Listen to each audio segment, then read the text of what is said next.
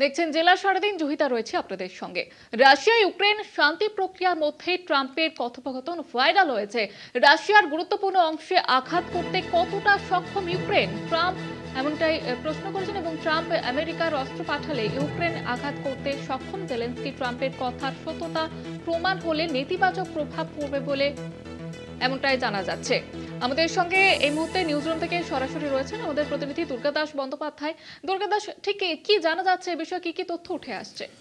দেখো, প্রথমে জানিয়ে রাখি যে বিগত দিনে মার্কিন যুক্তরাষ্ট্রের যতজন প্রেসিডেন্ট হয়েছেন তাদের কথার বিশ্বাসযোগ্যতা আর তাদের যে স্ট্যাচার আমরা বিগত দিনে দেখেছি, আর এই বর্তমানে ট্রাম্পের আমলে এই যে মার্কিন যুক্তরাষ্ট্রের প্রেসিডেন্ট হিসাবে মিথ্যাচার এবং দ্বিচারিতা বারে বারে যে ট্রাম্পের মাধ্যমে ফুটে উঠছে এবং সেটা সারা পৃথিবীর মানুষ প্রত্যক্ষ করছে, তার প্রমাণস্বরূপ সম্প্রতি একটা কথাবার্তা নির্যাস উঠে এসছে, যেখানে ট্রাম্প বিগত দিন থেকে দাবি করে আসছেন যে পৃথিবীতে শান্তি প্রতিষ্ঠার ক্ষেত্রে তিনি নাকি একটা অগ্রণী ভূমিকা নিয়েছেন।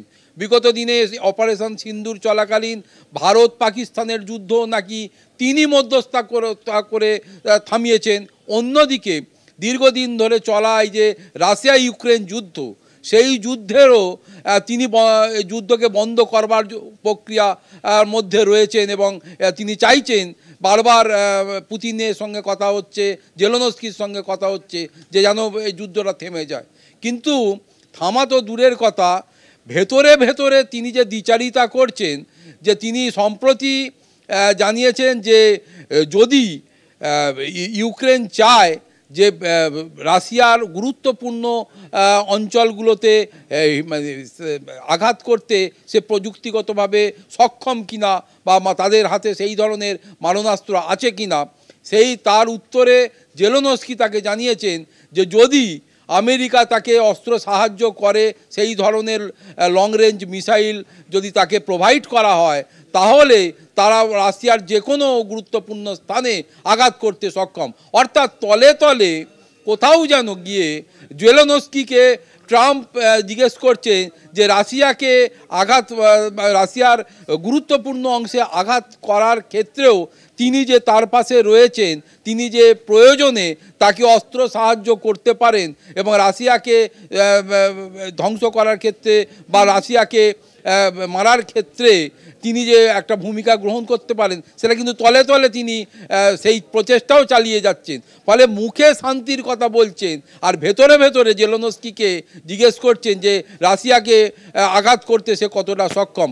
অর্থাৎ এই যে দ্বিচারিতা, এই দ্বিচারিতার কথা যখন সামনে উঠে এসেছে, তখন তার যে এই যে ট্রাম্পের দীর্ঘদিনের স্বপ্ন, তিনি নাকি বিশ্ব শান্তি প্রতিষ্ঠার লক্ষ্যে কাজ করেছেন বলে আগামী দিনে তার নাম প্রস্তাব পাকিস্তানও পক্ষ থেকে বা অনেকের পক্ষ থেকে করা হচ্ছে যে তাকে যেন নোবেল শান্তি পুরস্কার দেওয়া হয়। আর এই নোবেল শান্তি পুরস্কারের জন্যে যার নাম মনোনীত করা হচ্ছে, তিনি মুখে বলছেন শান্তির কথা আর ভেতরে ভেতরে চাইছেন যে কিভাবে রাশিয়াকে আক্রমণ করা যায়, তার জন্য কি ধরনের অস্ত্র সরবরাহ করা যেতে পারে। অর্থাৎ দ্বিচারিতা, এবং এই দ্বিচারিতা যে আগামী দিনে এই ট্রাম্পের কথোপকথনের সত্যতা যদি প্রমাণিত হয়, তাহলে আগামী দিনে এই ট্রাম্পের এই যে বিশ্ব শান্তি বা শান্তির জন্য নোবেল পুরস্কার পাওয়া, সেটা যে প্রভাবিত হবে, তার ওপর যে আর কি প্রভাব পড়বে এবং এই পাওয়ার ক্ষেত্রে প্রতিবন্ধকতার সৃষ্টি হবে, সেটা কিন্তু বোঝাই যাচ্ছে। একেবারে ধন্যবাদ জানাবো দুর্গা দাস। আমাদের সঙ্গে নিউজরুম থেকে সরাসরি ছিলেন আমাদের প্রতিনিধি দুর্গা দাস বন্দ্যোপাধ্যায়।